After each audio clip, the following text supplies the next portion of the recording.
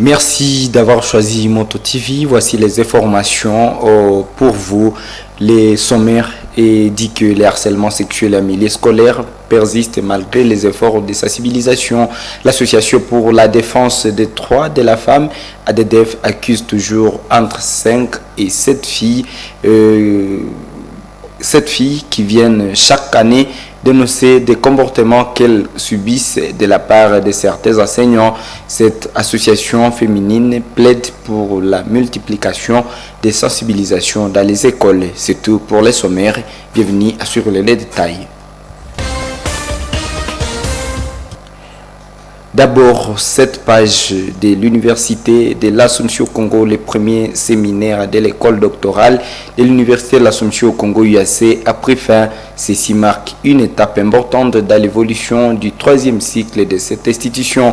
Ce séminaire organisé en collaboration avec l'Université pédagogique nationale UPN a été l'occasion de souligner les progrès réalisés dans le développement du programme du doctorat à l'UAC.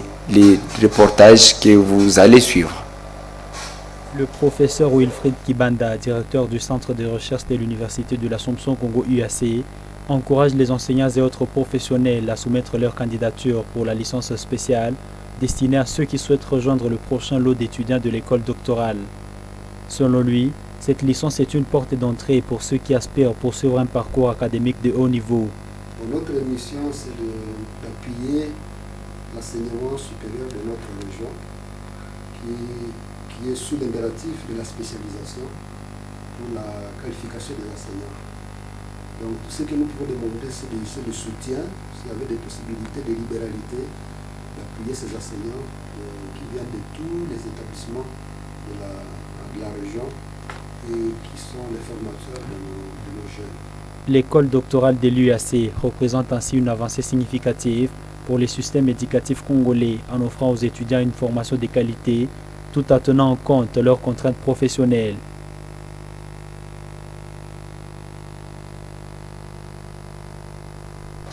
À deux semaines seulement de leur arrivée à l'Université de l'Assomption au Congo UAC, les nouveaux étudiants se montrent enthousiastes quant à leur intégration dans la vie estudiantine. L'accueil chaleureux qui leur a été réservé a facilité leur adaptation, ont-ils raconté à Daniel Fungula et Sifa. Suivez.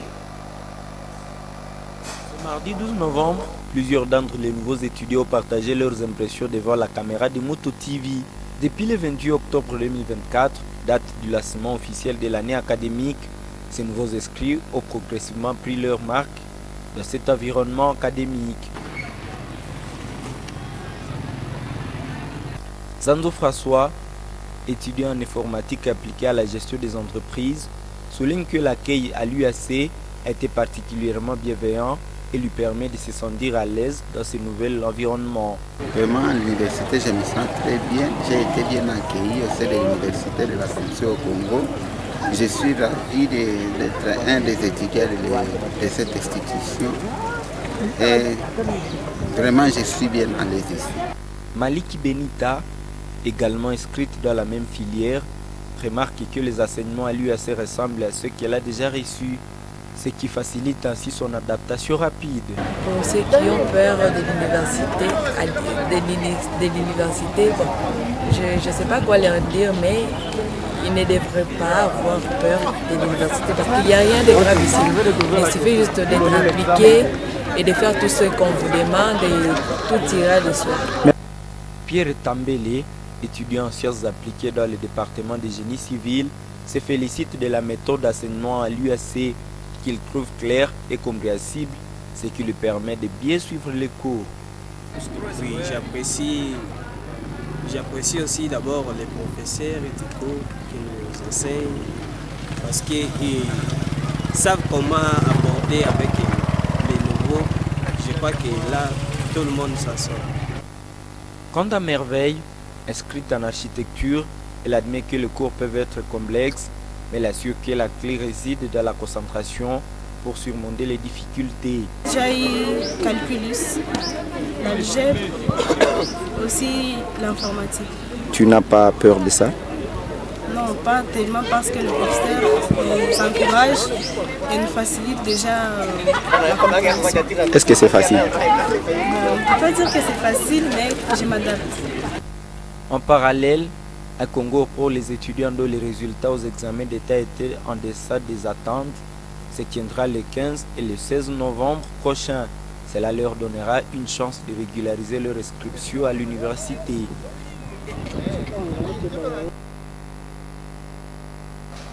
Dès ce mardi 12 novembre, une délégation de l'Assemblée nationale de la RDC entame une mission officielle à Kampala, en Ouganda, conduite par Lambert Mende Omalanga, élu de Lodja, en province du Sanguru. La mission va échanger avec les autorités du Parlement ougandais et le groupe d'amitié RDC-Ouganda sur le renforcement de la diplomatie parlementaire constructive pour la paix entre les deux États voisins.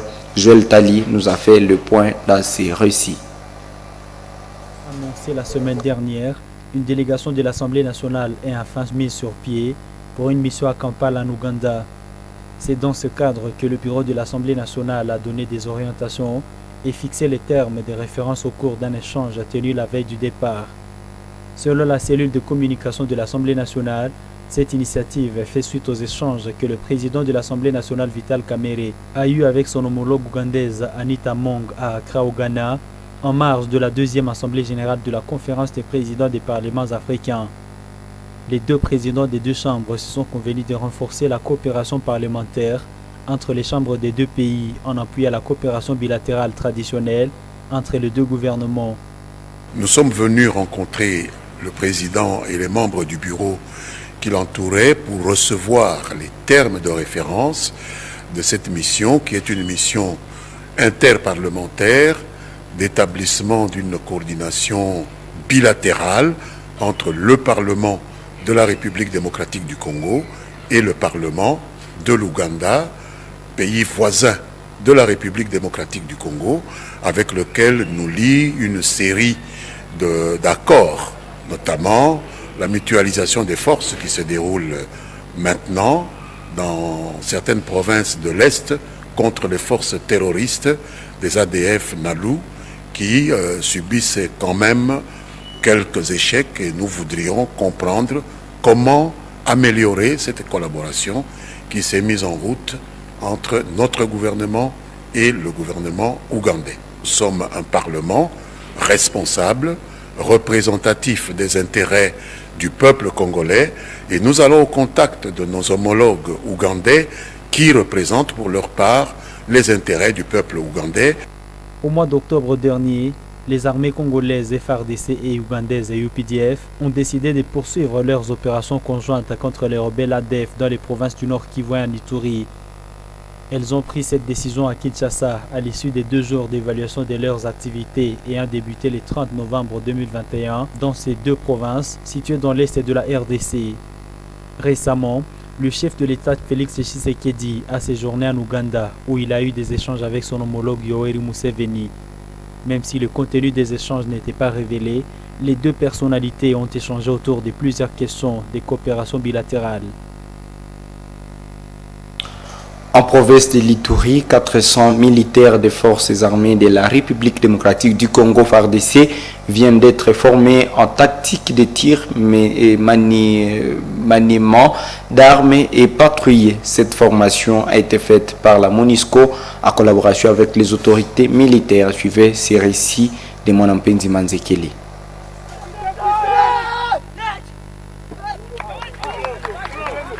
« 400 militaires des forces armées de la République démocratique du Congo FARDC viennent d'être formés en tactique de tir, maniement d'armes et patrouille. La formation s'est déroulée à Rwambara, un centre d'instruction situé à 13 km de l'ouest de Bunia, dans le territoire du Rumu. Débutée le 14 octobre, elle a été clôturée lundi 11 novembre 2024 par le lieutenant-général Luboya Kashama Johnny, gouverneur militaire de l'Ituri. Le plus heureux parce que cela montre que nous collaborons très bien avec la MONUSCO. Vous voyez le chef de bureau qui est là, le secteur commandant qui est là et le commandant ici qui était dédié, n'est-ce pas, à encadrer ces jeunes gens ici. Les 400 soldats des FARDC ont été capacités sur la géographie et la cartographie de l'Ituri, les patrouilleurs de combat, les maniements d'armes et les tactiques de tir. D'après le colonel Guillaume Mbassi Wambenge, chef du centre d'instruction de Rwambara, l'objectif était d'insister sur le développement professionnel des FARDC, d'améliorer leur coopération avec les différentes agences des Nations Unies, mais aussi pour encourager le dialogue et la participation active entre les militaires. D'après le commandant intérimaire du secteur nord de la mission de l'Organisation des Nations Unies pour la stabilisation du Congo MONUSCO, les techniques apprises doivent être transmises aux autres en multipliant de séances de restitution. Enfin, je remercie son Excellence le gouverneur de la province de l'Ituri, aussi les autres membres du gouvernement pour avoir honoré notre invitation par sa présence.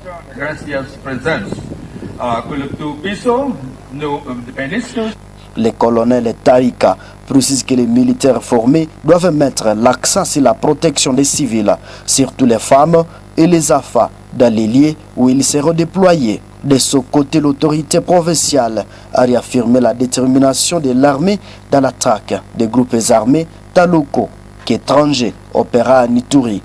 La formation de 400 militaires des forces de couverture intervient quelques mois après celle de 100 soldats de l'unité spéciale. Elle a été facilitée par les contingents baglandais, marocains, indonésiens, en collaboration avec certains instructeurs de l'armée congolaise. Le Programme alimentaire mondial PAM, une organisation des Nations Unies, met en avant la nécessité de dépasser l'agriculture des subsistances pour favoriser la consommation locale.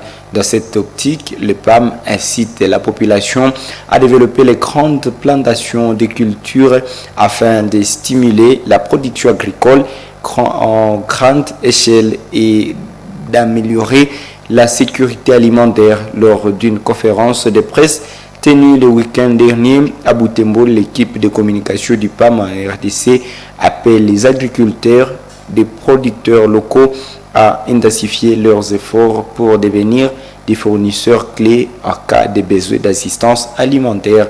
Reportage Luciana Moussibiro. Selon les PAM, cette approche vise à renforcer l'autosuffisance alimentaire des communautés locales tout en contribuant à la réduction de la dépendance vis-à-vis des importations. En encourageant la mise en place de grandes exploitations agricoles, l'organisme espère non seulement améliorer les rendements, mais aussi créer des emplois et dynamiser l'économie locale. Claude Kalinga, chargé de communication du PAM, a souligné l'importance de soutenir les producteurs locaux afin de garantir un approvisionnement régulier à vivre pour les dépôts de l'organisation. L'objectif est de renforcer l'autosuffisance alimentaire et soutenir l'économie locale. Et nous voulons promouvoir la production locale, c'est pourquoi nous voulons encourager notamment Michaela pour faire davantage. C'est très bien. Mais pour ce qui est de consommer local, c'est le mandat éminemment de quel organisme? De l'AFA. Si vous avez quelques hectares, vous voulez améliorer ça, qu'est-ce que vous faites? Vous contactez la FAO qui va vous accompagner. Et c'est dans son mandat pour que le Congolais puisse produire localement et manger. Et au besoin vendre. Et il y a des bénéficiaires qui disent en majorité, écoutez, nous voulons la paix, donnez-nous plutôt la paix plutôt que le pain. Et c'est ça. Je l'ai dit aussi tout au début. Le PAM n'est pas là parce qu'il y a des gens qui croient que le PAM, ce sont des gens qui disent no war, no job. Donc plus il y a la guerre, plus on en profite pour faire le business. C'est ce que les gens pensent. Il n'en est rien. C'est la raison pour laquelle le PAM n'est pas là indéfiniment pour continuer à travailler. Non. Nous venons juste pour assister et partir. On n'est pas là pour dire on fait des affaires, on reste. Ce n'est pas ça. Nous souhaiterions, et le souhait du PAM, c'est qu'il y ait la paix Et au lieu que les PAM continuent à distribuer, que les PAM mettent l'accent plutôt sur le projet de résilience, sur la lutte contre la malnutrition. Parce que la malnutrition restera là.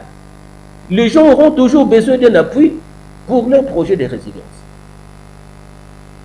Donc, le PAM, pour votre information, en 2020, le PAM a reçu le prix Nobel de la paix. Est-ce que vous le savez?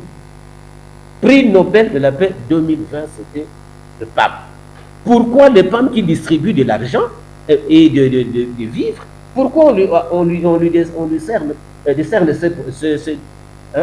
ce prix-là? Pourquoi? Quel lien y a-t-il entre le vivre que le PAM distribue et la paix? Quel lien y a-t-il? C'est parce qu'en fait, à travers ce que le PAM fait, ça contribue significativement, n'est-ce pas, à la paix. Le PAM mise sur la coopération avec les acteurs locaux pour améliorer la résilience des communautés face aux crises alimentaires et ce, à faciliter l'accès à une aide rapide. Cet organisme de l'ONU affirme son souci de soutenir ainsi les initiatives locales en matière de production agricole. Le harcèlement sexuel en milieu scolaire demeure un problème majeur dans les écoles de Butembo. Selon l'association pour la défense des droits de la femme et de l'enfant ADDF, entre 5 et 7 filles viennent chaque année dénoncer ces comportements qu'elles subissent de la part de certains enseignants. Elles bénéficient d'un accompagnement psychologique et d'une prise en charge psychosociale. Mirembe Tchétchaouite pour le reportage. Chaque 8 novembre, c'est la journée mondiale de la lutte contre le harcèlement sexuel en milieu scolaire. Lors d'un entretien avec le psychologue Kassere Kamboko, membre de l'association pour la défense des droits de la femme, ADDF, ce dernier a expliqué que son organisation reçoit chaque année entre 5 et 7 signalements de cas de harcèlement sexuel. Selon les victimes, les enseignants abusent de leur autorité pour extorquer des valeurs sexuelles en échange de bonnes notes ou de faveurs scolaires. Les psychologues appellent à la responsabilité des enseignants et encouragent les victimes à dénoncer ces comportements. Les enseignants d'abord doivent avoir un comportement qui est digne. Je les invite d'abord de prendre leurs responsabilités, de considérer les élèves comme leurs enfants et non pas comme leurs femmes. De deux, ils doivent éviter les faits sexuellement transmissibles. Que d'abord leurs cours, leurs interrogations, leurs examens pour piéger les élèves. Alors après l'échec, c'est comme ça qu'ils cherchent, qu'ils partent auprès des élèves pour aller solliciter les rapports sexuels. Alors, le harcèlement sexuel en milieu scolaire ne se limite pas uniquement aux rapports sexuels. Il inclut également des comportements répétitifs tels que des menaces, des propos humiliants, des commentaires sur l'apparence physique, des invitations inappropriées ou même des demandes d'élèves pour apporter des documents chez l'enseignant. Ces phénomènes touchent principalement les jeunes filles à Butembo. Maître Magui Panzan souligne la sévérité de la loi congolaise face à ces comportements, même s'ils n'aboutissent pas toujours à des rapports sexuels. Elle pense qu'il faudra multiplier des campagnes de sensibilisation dans les écoles pour renforcer la lutte contre le harcèlement sexuel et le respect des règlements intérieurs des établissements, notamment en matière de tenue vestimentaire. Le harcèlement sexuel n'aboutit pas nécessairement au rapport sexuel. Et notre loi punit les faits d'exagérer et les faits, ces comportements-là persistants qui a comme objectif obtenir des faveurs sexuelles. Ça peut aboutir au rapport sexuel comme ça peut ne pas aboutir, c'est le comportement qui est puni. Et la sanction, c'est celle que je vais donner, de 1 à 12 ans de servitude pénale contre les violences sexuelles, le harcèlement sexuel en milieu scolaire, puisque c'est une réalité là. Les responsables scolaires sont invités à redoubler d'efforts pour sensibiliser et prévenir le harcèlement sexuel tout en veillant à faire respecter les règles d'éthique et de discipline. Le travail de sensibilisation et de prévention reste l'un des moyens les plus efficaces pour éradiquer ces fléaux, pensent les associations de droits des femmes et des enfants.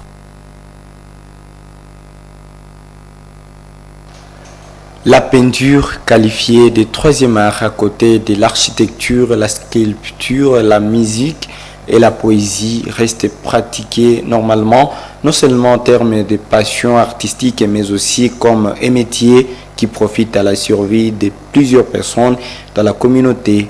Pratiqué par Joki Star, un père de famille habitant de Butembo qui a émergé dans ce domaine. La peinture lui procure non seulement la fierté de reproduire la nature, mais aussi la satisfaction à subvenir aux besoins socio-économiques de sa famille depuis sa carrière.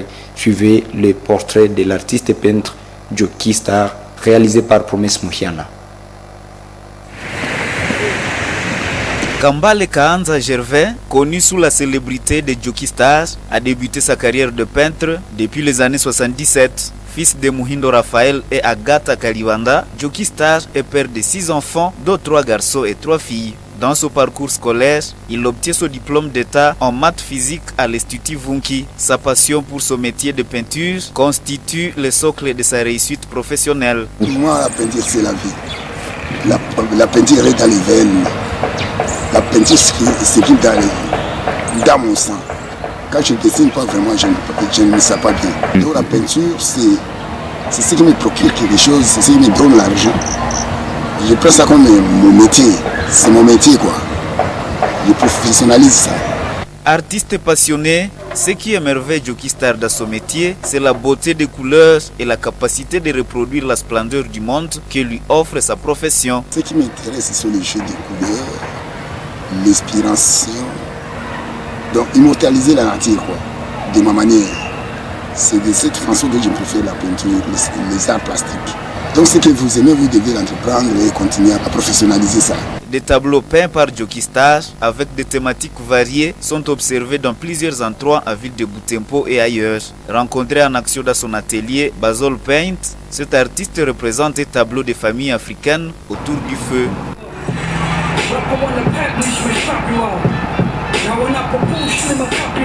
Adepte de l'art caution, il se réjouit de communiquer et de transmettre le message au moyen de sa peinture, vouée à promouvoir la culture africaine en général. La peinture s'émerveille plus que d'autres arts. Il y a la musique, il y a la peinture, il y a la sculpture, il y a la céramique. Mais nous préférons la peinture parce que ça nous éblouit, ça nous donne des inspirations qui donnent nous communiquer avec notre monde, le monde artistique, le monde des sages. On peut transmettre ses idées à travers la peinture, dans ce sens-là. Ce qu'on pense, on le transmet à travers la peinture. Avec un niveau d'inspiration aigu et unique, Joki Star fait des tableaux avec des thèmes diversifiés, les paysages réels ou fictifs, des portraits, voire des tableaux ecclésiastiques. C'est ce que loue son acolyte Christophe Kamate. Hey, Joki, c'est une légende en fait. Ce que j'apprécie chez lui, trop, c'est son inspiration. Oui. Il a donc une propre inspiration. Et il ne peut pas faire une chose deux fois, non. Oui, il aussi. Même sentiment d'appréciation pour les clients permanents de cette icône. La plupart apprécient la valeur, la beauté de ces différents tableaux. C'est à l'exemple de Béné Mouassimouké et Monsieur Pacifique qui ont exprimé leur admiration portée à cette nature exposée à l'espace Iramirembe. Ma œuvre za Joki Star ziko barmi maevre kabisa zenye tunapenda hapa kwetu Kambali, hatukwaki tena na tandasi ya kutafuta artiste mwingine ya pale yeye. Mimi napasha kuonyesha kwanza example ile pale nyuma yangu. Vraiment ni artiste mwenyiko kabisa naturel. Vraiment bien. Donc très mignonne. Naturellement. Je dois remercier Monsieur Joki. À part sa profession de peintre, Joki Star fait la bande dessinée. Il est aussi électricien, plombier et couturier.